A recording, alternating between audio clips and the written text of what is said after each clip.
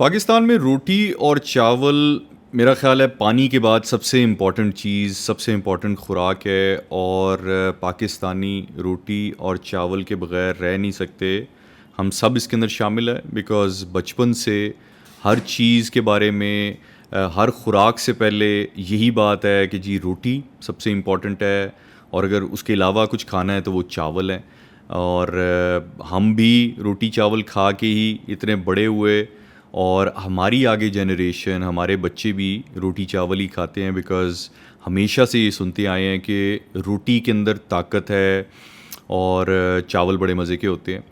सो हमारे तमाम सालन, तमाम गोश्त, तमाम सब्ज़ियाँ, हर चीज़ जो है या वो रोटी के साथ खाई जाएगी या वो चावलों के साथ खाई जाएगी। और लोग यूजुअली अपनी फूड की इनटेक जो है वो जब बताते हैं तो वो यही बताते हैं कि जी हमने एक रोटी खाई, दो रोटी खाई, डेढ़ नान खाया, एक प्लेट चावल की खाई, डेढ़ प्लेट चावल की खाई।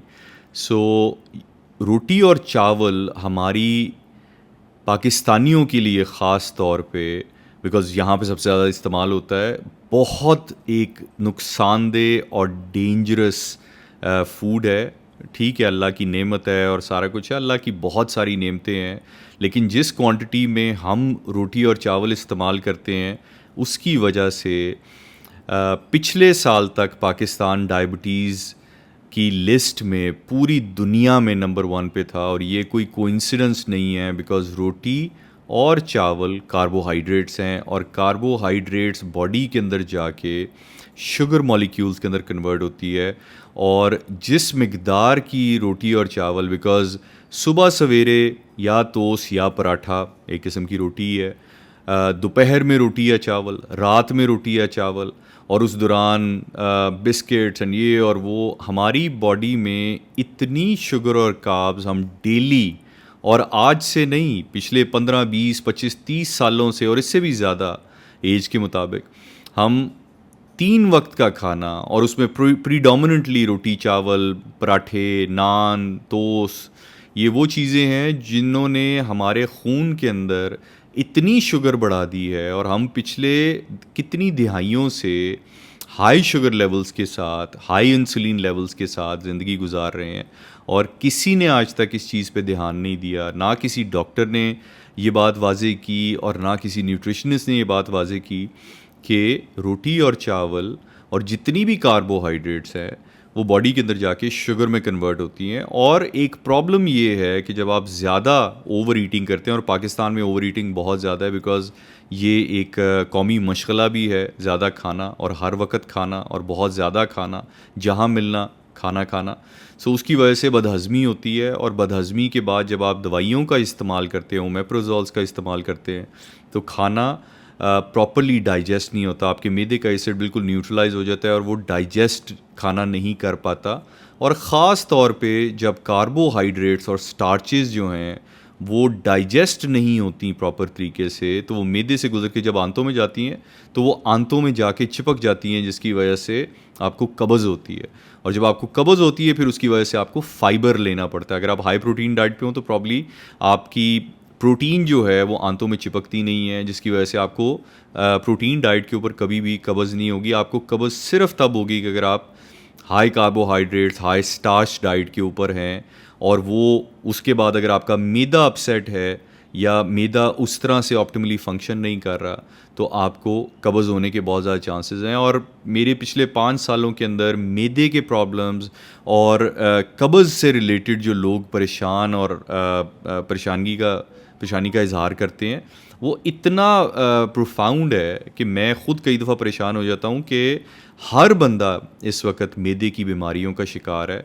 और वो सिर्फ़ और सिर्फ उसकी एक मेन वजह है कि जब आप, अल्लाह का एक निज़ाम है हमारे मैदे के अंदर, जिसमें हमारे मैदे में बहुत तेज़ तेज़ाब है, और उस तेज़ाब के 2 काम हैं, एक खाना डाइजेस्ट करना, उसको रेशा रेशा कर देना, उसको बिल्कुल घोल देना, और दूसरा कि बैक्टीरियल इन्फेक्शन से हमें वो तेज़ तेज़ाब जो है बचाता है। कि अगर आपकी खुराक के ज़रिए कोई बैक्टीरिया आपके मैदे के अंदर आ भी जाता है तो उस तेज़ाब के अंदर जाके वो मर जाता है। सो ये अल्लाह ने हमारे मैदे के अंदर जरासीम्स के ख़िलाफ़ एक बैरियर, एक शील्ड दी हुई है।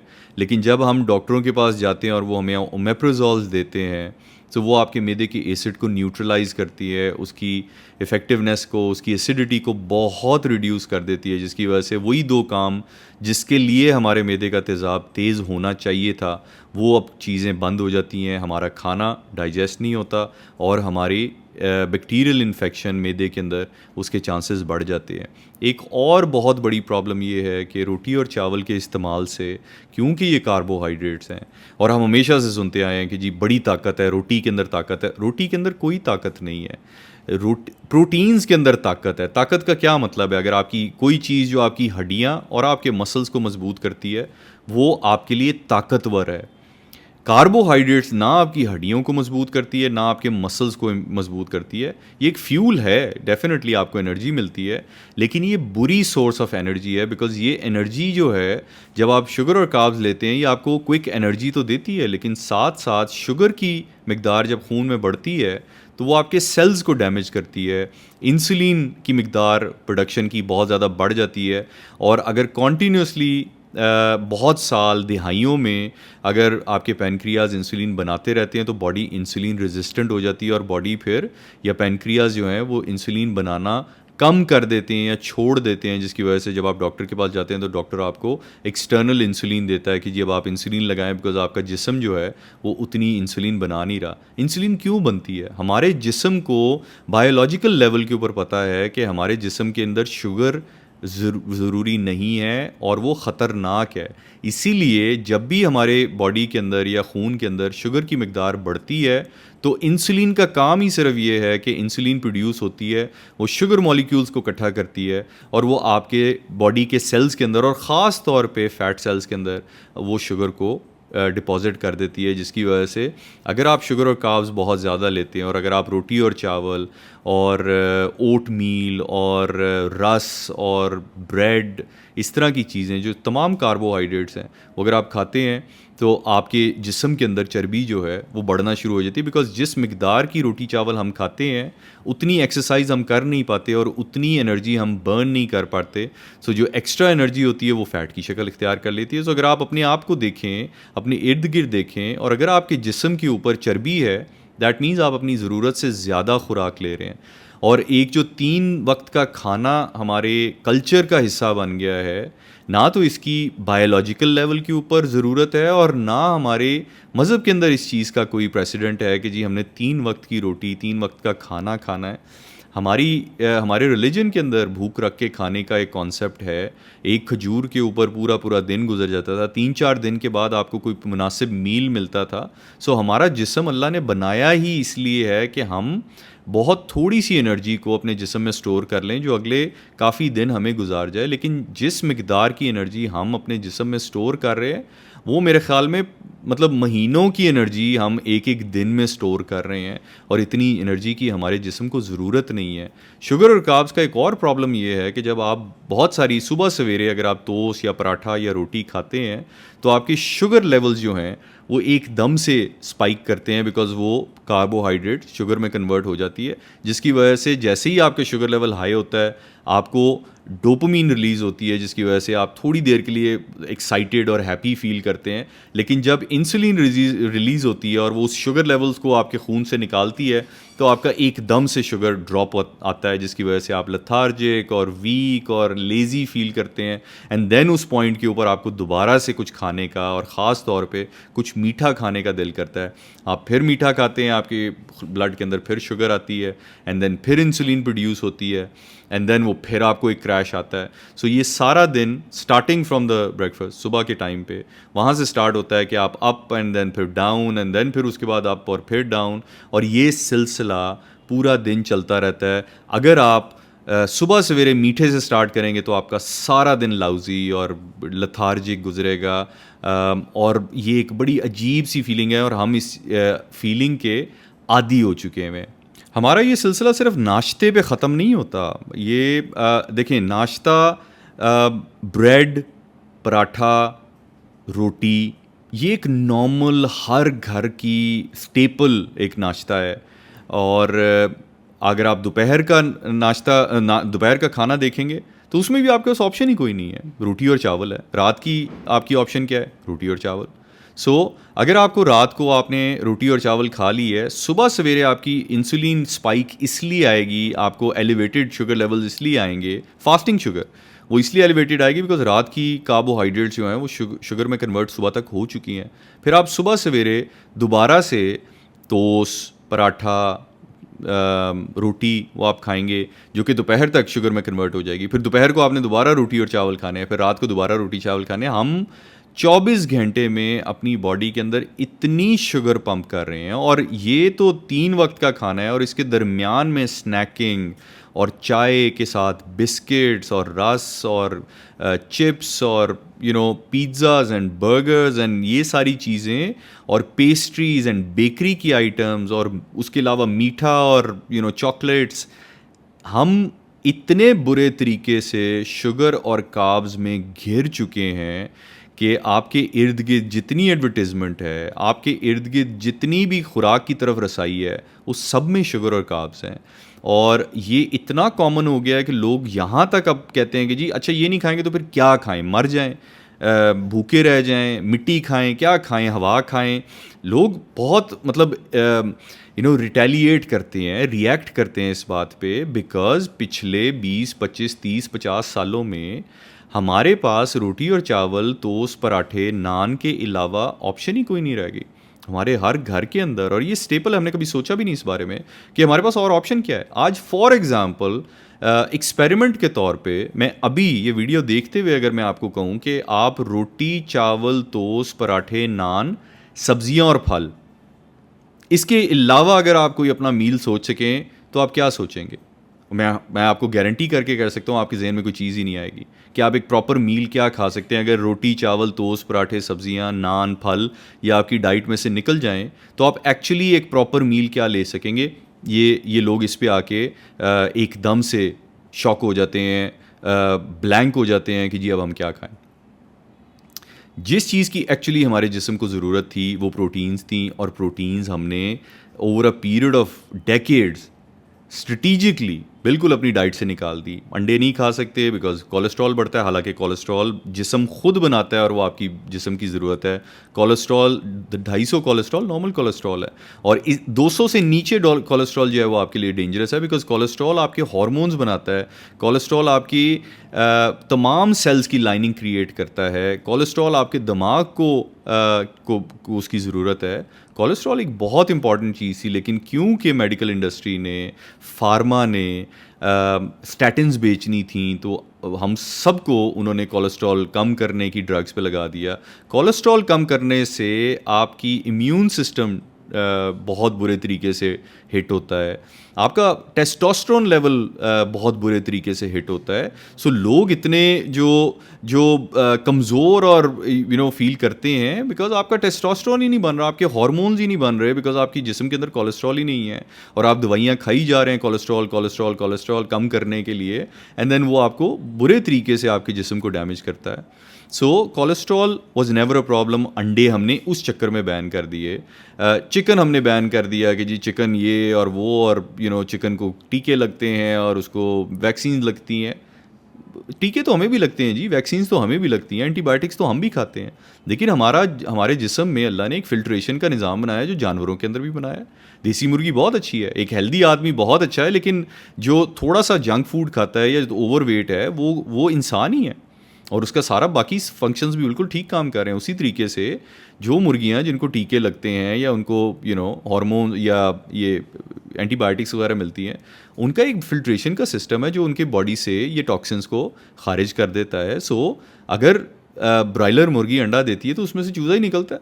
अगर वो ये ना कर सकती होती और वो चूज़ा या अंडा ना दे सकती, that means there was a problem in their system, but there is no problem. So अंडे was never a problem, chicken was never a problem.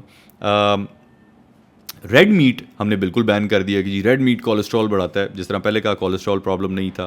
फिर रेड मीट जो है वो यूरिक एसिड बढ़ाता है। यूरिक एसिड और बहुत सारे एसिड जो हमारे जिस्म में बनते हैं, किडनीज़ का काम ये है कि जी उन्होंने उन तमाम यूरिक एसिड को और इस तरह की चीज़ों को हमारे जिस्म से खारिज करना है, और ये हर खुराक में मोस्टली मीट्स के अंदर आपके जिस्म में यूरिक एसिड बनता है, लेकिन हेल्दी किडनीज उस यूरिक एसिड को निकाल देती हैं। ये बात कोई भी नहीं करता, ये कोई बताता ही नहीं है कि आपकी किडनीज जब प्रॉपरली फंक्शन नहीं करेंगी तो यूरिक एसिड प्रॉपरली खारिज नहीं होगा। और वो आपकी किडनीज प्रॉपरली फंक्शन क्यों नहीं करेंगी? अगर आपकी बॉडी के अंदर शुगर और कार्ब्स बहुत ज़्यादा हैं तो वो शुगर आपकी किडनीज़ को, आपके लिवर को डैमेज करेगी। जब आपकी किडनीज़ डैमेज हो जाएंगी तो वो आपके यूरिक एसिड को, प्रोटीन्स को आपके जिस्म से प्रॉपरली खारिज नहीं कर सकेंगी और वो यूरिक एसिड बिल्डअप होना शुरू हो जाएगा।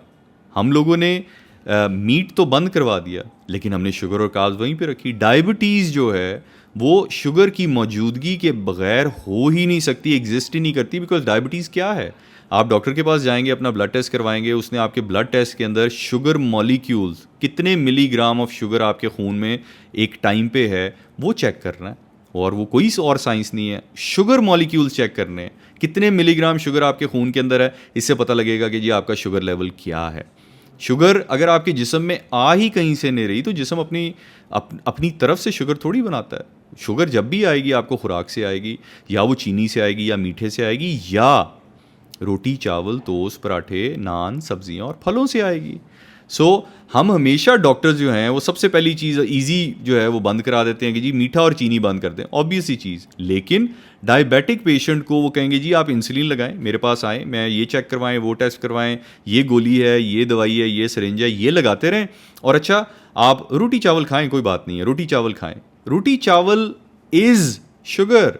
और डॉक्टर्स आपको डायबिटिक पेशेंट्स को जब रोटी चावल खाना सजेस्ट करते हैं, दिस इज़ क्रिमिनल।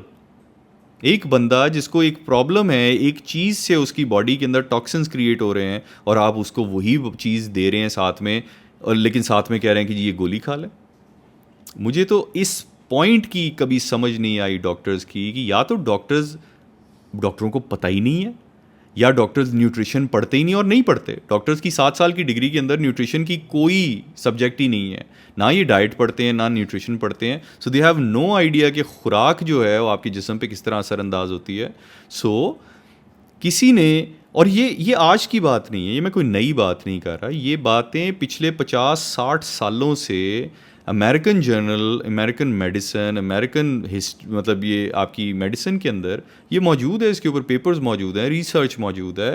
ये कोई नई चीज़ नहीं है जो आज कहीं ज़ाहिर हो रही है। लेकिन हमारी फार्मा इंडस्ट्री ने और हमारी फूड इंडस्ट्री ने इन फैक्ट्स को इतना कैमोफ्लाज कर दिया just because they want to sell अपनी दवाइयाँ, अपनी एलोपैथी, और आपको शुगरी खुराक और तेल और आटा और चीनी और ये सारी इंडस्ट्रीज़ जो हैं वो आपके फैक्ट्स को कैमोफ्लाज कर रही हैं सिर्फ प्रॉफिट्स हासिल करने के लिए। आपको आटा बेचना चाह रहे हैं, आपको चीनी बेचना चाह रहे हैं, आपको चावल बेचना चाह रहे हैं, बट ये कोई नहीं ऑब्वियस सी बात बता रहा कि ये कार्बोहाइड्रेट्स आपकी बॉडी के अंदर जाके शुगर में कन्वर्ट होंगी। मैं ये कतई नहीं कहता कि आप ये चीज़ें बिल्कुल छोड़ दें, लेकिन जिस चीज़ की आपको ज़रूरत थी, प्रोटीन्स की, जो आपकी जिस्म का बिल्डिंग ब्लॉक है, तमाम इंसानों का, तमाम जानवरों का, तमाम लिविंग ऑर्गेनिजम्स का जो बिल्डिंग ब्लॉक है वो अमाइनो एसिड्स हैं, और अमाइनो एसिड्स सिर्फ प्रोटीन में एग्जिस्ट करते हैं। और आप प्रोटीन की कोई बात ही नहीं करता, ना डॉक्टर्स कहते हैं कि जी आप प्रोटीन खाएं, बंद कर दें, ये भी बंद कर दें, प्रोटीन ना खाएं, चिकन ना खाएं, अंडे ना खाएं। आपका मसल ख़त्म होना शुरू हो जाएगा, आपकी हड्डियां कमज़ोर होना शुरू हो जाएंगी, आपको इतनी कमज़ोरी हो जाएगी, और इवेंचुअली आपने जाना डॉक्टर के पास है, और डॉक्टर ने आपको प्रोटीन थोड़ी देनी है, डॉक्टर ने आपको छोटी छोटी गोलियां देनी है, छोटी छोटी मल्टीविटामिन गोलियां, ये इस चीज़ के लिए, ये उस बीमारी के लिए, उस बीमारी के लिए। आपको वो क्योर नहीं कर रहे, वो सिर्फ आपकी बीमारी को कैमोफ्लाज कर रहे हैं ताकि आप बस उनकी दवाइयों के ऊपर लटके रहें। बात तो तब थी कि जब इन दवाइयों से आप क्योर हो जाते, लेकिन अगर आप क्योर हो जाएंगे तो उन डॉक्टरों के पास कौन जाएगा और ये दवाइयाँ कौन ख़रीदेगा। आई एम नॉट सेइंग कि ये जान के कॉन्स्पिरेसी है, बट हम लोगों ने भी अपनी डाइट और इन चीज़ों, इन फैक्ट्स के ऊपर ध्यान नहीं दिया। और ये वाला मसला यहाँ पे ख़त्म नहीं होता। हमने तो चले, जो हमारे पेरेंट्स को इन चीज़ों का आइडिया नहीं था, उन्होंने भी ये चीज़ें खाईं, आगे हमें भी इनकरेज किया खाने का, अपनी तरफ से वो हमारे लिए भलाई कर रहे थे, अच्छा कर रहे थे ताकि हम मज़बूत, स्ट्रॉन्ग और एनर्जेटिक हों। हमारे पेरेंट्स को ये बीमारियां, हार्ट के इश्यूज़ और डायबिटीज़ के इश्यूज़ जो थे उनकी 50s और 60s में आया था। हमारी जनरेशन में ये चीज़ें जो हैं 30 और 40 में स्टार्ट हो गई हैं, और अगर ये चीज़ इसी तरह चलती रहेगी तो हमारी अगली जनरेशन्स बहुत अर्ली ये चीज़ें, ये बीमारियां कैच करेंगी, बिकॉज़ हमारी डाइट अब इतनी बुरी होती जा रही है, और जंक फूड के इस्तेमाल से और होम डिलीवरीज़ की वजह से इस वक्त बुरा खाना, बेढंगा और बेवक्त का खाना इतना ज़्यादा हो गया। और वो सारी ऑप्शंस, क्योंकि वो सस्ती ऑप्शंस हैं, वो तमाम ऑप्शंस हमारे जिस्म के लिए बहुत ख़तरनाक हैं, बिकॉज़ इस वक्त हर बंदे के जहन में यही है कि जी पेट भर के खाना है। हमने अपने पेरेंट्स से सुना, हम आगे अपने बच्चों को ये बताते हैं, पेट भर के खाएं जी, पेट भर के खाएं। आप स्कूल जाने लगे हैं, पेट भर के खाएं। आप स्कूल से आ गए हैं तो पेट भर के खाएं। आप खेलने जा रहे हैं या खेल से वापस आ गए हैं तो पेट भर के खाएं। आप रात को सोने लगे हैं तो पेट भर के खाएं। हमने अपनी पूरी ज़िंदगी जो है वो पेट भरने के ऊपर लगा दी है, हालांकि हमारी रिलीजन के अंदर ये बात थी नहीं। हम किस मतलब भूख रख के खाने का कॉन्सेप्ट हमने आज तक ना खुद उसके ऊपर अमल किया है, ना आगे अपने बच्चों को ये बताया है। रमज़ान की सहरी के वक्त आपने एक रौला डाला होता है पेरेंट्स ने बच्चों के ऊपर कि अगर आपने पराठे और ये सालन और रोटी और ये ना खाया तो रोज़ा गुजरेगा नहीं। आप बच्चे को, हम भी ये सुनते आए हैं कि जी अगर आप खाना नहीं, सहरी नहीं प्रॉपर सही तरीके से करोगे तो रोज़ा नहीं गुजरेगा, और आगे हम अपने बच्चों को भी यही बता रहे हैं। हम मतलब आपके पेरेंट्स, आपको जो आपके रोल मॉडल्स हैं, वो आपको कह रहे हैं कि बेटे आप अगर ये नहीं खाएंगे तो आपका रोज़ा नहीं गुजरेगा। At the back of your head आपने बिलीव कर लिए अपनी ज़िंदगी में, पूरी ज़िंदगी के लिए, कि अगर आप सहरी नहीं करेंगे तो आपसे रोज़ा नहीं रखा जाएगा। और वही बातें हम अपने बच्चों को कहते हैं। उनके माँ बाप उनको कह रहे हैं कि तुम्हारे से रोज़ा नहीं रखा जाएगा। वो बड़े भी हो जाएंगे, एडल्ट्स भी हो जाएंगे, उनके दिमाग में ये बात कभी नहीं उनसे निकलेगी कि जी हमसे रोज़ा नहीं रखा जाएगा। हालांकि बॉडी बहुत रिजिलियंट है, और रोज़े का मकसद ही कुर्बानी है, जिसके अंदर आपने अपने आप को भूखा रखना है, 30 दिनों के लिए भूखा रखना है और वो भूख फील करनी है। लेकिन अनफॉर्चुनेटली हम पूरे साल में इतना नहीं खाते जितना एक महीने के अंदर डेली बेसिस पे खाते हैं, और ये बिल्कुल उस महीने के ऑपोजिट है जो उसकी तालीम है। कहने का मतलब ये है कि हमने खुद अपने आप को फिज़िकली और मेंटली रिजिलियंट किया, और ना ही हम आगे अपने बच्चों को फिज़िकली और मेंटली रिजिलियंट करते हैं। हम ये सोच भी नहीं सकते कि बच्चा नाश्ता किए बगैर भी स्कूल जा सकता है, बिकॉज़ ये ना हमने कभी अपने पेरेंट्स से सुना था, और ना ही ये कॉन्फिडेंस हम आगे अपने बच्चों को देना चाहते हैं कि अगर आपने नाश्ता नहीं किया तो कोई बात नहीं, लंच आप वापस आके लंच कर लेना। बट बिकॉज हमें अपना इतना खौफ रहा है बचपन का, हमारी इनसिक्योरिटीज़ इतनी रही हैं कि जी नाश्ता नहीं करेंगे तो पता नहीं क्या हो जाएगा, चक्कर आ जाएंगे, हम वहीं पे स्कूल में गिर जाएंगे, और वही आगे हम बच्चों को वो इनसिक्योरिटीज़ दे रहे हैं। और ये इनसिक्योरिटीज़ पास ऑन होती जा रही हैं। वही चीज़ कि जी 3 वक्त की रोटी खानी है, रोटी में बड़ी ताकत है। अगर 3 वक्त की रोटी इतनी इंपॉर्टेंट थी और ताकत रोटी में इतनी ज़्यादा थी, तो हम सारे डायबिटिक और प्री डायबिटिक क्यों हैं? हम सबके मैदे क्यों अपसेट हैं? हम सबको हार्ट के और ये वाले इश्यूज़, शुगर के प्रॉब्लम्स क्यों हैं? हम सारे इतने ओवरवेट क्यों हैं? हर बंदे के जिस्म पे कहीं ना कहीं थोड़ी ज़्यादा या बहुत ज़्यादा चर्बी क्यों है? अगर ये सारा कुछ इतना अच्छा था, फल फ्रूट इतने अमेजिंग थे, तो ये सारे डायबिटिक और हार्ट के इश्यूज़ लेके, किडनीज़ के प्रॉब्लम्स लेके, हार्मोनल इम्बैलेंसेस लेके हम क्यों बैठे हुए हैं? अगर ये सारा कुछ इतना सही था तो फिर इशू क्या है? हमें एक्चुअली समझ नहीं आती कि हम अपना इल्ज़ाम, अपना ब्लेम जो है खाने से उठा के किसी और चीज़ पे डाल दें। किसी तरीके से हम वो किसी ना किसी चीज़ पे डाल देंगे, जी वो उसके ऊपर पेस्टिसाइड्स होती हैं, स्प्रे होता है, ये होता है, वो होता है। हमने अपनी खुराक करने के बारे में कभी नहीं सोचा। हमें खाने का नशा है, हमें रोटी और चावल का नशा है। मैं बहुत सारे लोगों को कहता हूँ कि जी आप अंडा, कीमे की भुजिया, चिकन की भुजिया, बीफ, मटन, मीट डायरेक्टली खा लें, चम्मच के साथ खा लें। वो कहते हैं चम्मच के साथ किस तरह खा सकते हैं? रोटी के साथ नहीं खाना, चावल के साथ नहीं खाना, चम्मच के साथ कौन खाता है? रोटी और चावल के बगैर तो आप मील आप सोच ही नहीं सकते, कि अपने दिमाग में कॉम्प्रीहेंड नहीं कर सकते कि यार आपने अपना खाना ही पूरा नहीं किया, पेट तो भरा ही नहीं है। सो पॉइंट इज़ कि हमें अपनी सोच बदलनी पड़ेगी, और अपने लिए नहीं तो एटलीस्ट अपनी औलाद के लिए, अपने बच्चों के लिए, नई जनरेशन के लिए सोचना पड़ेगा। बिकॉज ये साइकिल किसी ने ब्रेक करनी है, और अगर साइकिल हम ब्रेक नहीं करेंगे तो हमारे बच्चों के पास भी वही इनसिक्योरिटीज़ हैं, उनके पास भी वही एक्सक्यूज़ हैं कि जी डायबिटीज़ मेरी फैमिली में है। ये नहीं वो रियलाइज़ करते कि आपकी फैमिली में सारे रोटी चावल खाते हैं, आपके पेरेंट्स को भी डायबिटीज़ होगी, आपके भाई बहनों को भी डायबिटीज़ होगी और आपको भी होगी, और आगे अगर वो ही काम आपके बच्चे भी करते रहेंगे तो उनको भी आगे होगी और उनके बच्चों को भी आगे होगी। सो ये साइकिल तोड़ना बड़ा ज़रूरी है। इतनी इंपॉर्टेंट चीज़, जितना प्रेगनेंसी के दौरान ख़वातीन को इतनी केयर करने को कहा जाता है कि जी आप स्मोकिंग नहीं करनी, आपने अल्कोहल नहीं लेनी, ये नहीं करना, वो नहीं करना, बट उनको दबा के हम रोटी, चावल, मीठा, पेस्ट्रीज़, आइसक्रीम, चॉकलेट्स, ये सब कुछ दे रहे हैं। आपका ख्याल है कि ये शुगर और कार्ब्स जो हैं ये बच्चे के अंदर ट्रांसफ़र नहीं हो रही? एंड देन सबसे बड़ी ज़्यादती कि जब बच्चा पैदा हो जाता है तो आप उसको सबसे पहला उसका मील जो है माँ के दूध के बाद आप उसको मिल्क दे रहे हैं, पाउडर्ड मिल्क, जो डब्बे का दूध है, जो उसकी वो पहली जो उसकी ग़िज़ा होती है डब्बे का दूध, and it's full of sugar. So आपके बच्चे को इतनी अर्ली एज में कैसे डायबिटीज़ नहीं होगी? ये एज पीछे 20-30 में उनको कैसे डायबिटीज़ नहीं होगी? हमने डब्बे का दूध चले नहीं पिया, हमारे पेरेंट्स ने बिल्कुल ही नहीं पिया था, इसलिए ये चीज़ें आगे उनको पुश हो गई। उनको 50 साल में ये प्रॉब्लम्स आई, हमें 40 साल में आई, हमारे बच्चों को प्रॉब्लम 30 साल में आना शुरू हो जाएंगी। लेकिन ये साइकिल किसी को ब्रेक करना पड़ेगा। अगर आप अपने बच्चों को प्रोटीन देना शुरू कर दें, अंडे, कीमा, chicken, beef, mutton, fish early age से देना शुरू कर दें, आप उनकी ग्रोथ देखें और आप परेशान हो जाएंगे कि उनके कद कितने लंबे होते हैं, उनकी मसल की और बोन की डेंसिटी कितनी बढ़ती है, and they will be stronger physically. और वो जब फिजिकली स्ट्रांग होंगे तो मेंटली वो रिजिलियंट हो जाएंगे ऑटोमेटिकली। जब मेंटली और फिजिकली जो बच्चा स्ट्रांग है वो फिर पूरी दुनिया का मुकाबला कर सकता है और वो हर चीज़ बर्दाश्त कर सकता है, वो इस लाइफ से गुजर सकता है। लेकिन कमज़ोर बच्चे जो हैं वो फिर आहिस्ता आहिस्ता इनसिक्योरिटीज़ का शिकार हो जाते हैं। बचपन में बच्चे वेट गेन कर लेते हैं, आप उनको रोटी, चावल, पराठे खिला रहे हैं, आप उनको देसी घी दे रहे हैं, आप उनको सारी चॉकलेट्स और आइसक्रीम्स और ये कर रहे हैं, और आपके लिए वो बहुत माशाल्लाह क्यूट, प्यारा, हेल्दी बच्चा है। लेकिन वो जब स्कूल जाता है तो उसके दोस्त उसकी छेड़ बनाते हैं, उसको नाम कसते हैं, उसको मजाक करते हैं, और वो वापस वो बातें घर नहीं लेके आता, वो उसके दिल में रह जाती हैं, और वो इनसिक्योरिटीज़ जो हैं वो सारी ज़िंदगी रहती हैं। और एक टाइम आता है कि जब बंदा उसको एक्सेप्ट करना ही छोड़ देता है, वो कहता है यार मैं ऐसा ही हूँ और मैं यही हूँ, यही मेरी है असलियत, और मैं बस यही करूँगा। मैं अपना, कुछ लोग अपना मजाक खुद ही बना लेते हैं ताकि कोई और उनको कुछ कह ना सके, और यहाँ से वो फिर एक सिलसिला स्टार्ट होता है। और फिर सबसे बड़ा उनके लिए जो सपोर्ट है वो खाना है, क्योंकि खाना उनको खुशी देता है, खाना उनको वक्ती तौर पे जो एक डोपामिन की रिलीज़ है वो देता है, और वो फिर लोग उस साइकिल के अंदर आ जाते हैं और खा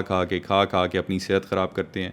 और वो जब पेरेंट्स बनते हैं तो उनके बच्चे उनको जब खाता हुआ देखते हैं तो वो बच्चे भी बिल्कुल उसी तरह ही वो उसी रूटीन पे जाते हैं। सो मैं बार बार ये कहता हूँ कि ये साइकिल किसी ने ब्रेक करनी है, और हमारी ट्रेडिशनल खुराक रोटी और चावल, ये जब तक हम इसको कम या करेंगे नहीं या छोड़ेंगे नहीं और इसका अल्टरनेटिव जो हमारी जिस्म की ज़रूरत है उस तरफ नहीं आएंगे, हम हमेशा प्रॉब्लम, बीमारियों और फिज़िकल इश्यूज़ में घिरे रहेंगे। बिकॉज़ रोटी चावल आपकी बॉडी के अंदर इन्फ्लेमेशन क्रिएट करती है, गंदम आपकी बॉडी के अंदर इन्फ्लेमेशन क्रिएट करती है, ग्रेन्स हमारी बॉडी के अंदर इन्फ्लेमेशन करते हैं।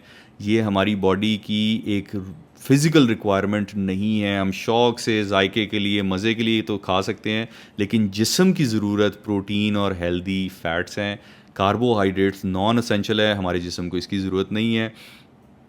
मैं इस तरह की वीडियोस बनाता रहता हूँ, हर रोज़ ऑलमोस्ट बनाता हूँ। मेरी ख्वाहिश होगी कि आप इस वीडियो को, अगर आपको पसंद आई है तो इसको लाइक करें, हमारे चैनल को सपोर्ट करें। मुझे बड़ी इंकरेजमेंट मिलती है जब आप मुझे सपोर्ट करते हैं, इस चैनल को सपोर्ट करते हैं, और वीडियोस बनाने का दिल करता है। सो अगली वीडियो तक के लिए अल्लाह हाफ़िज़।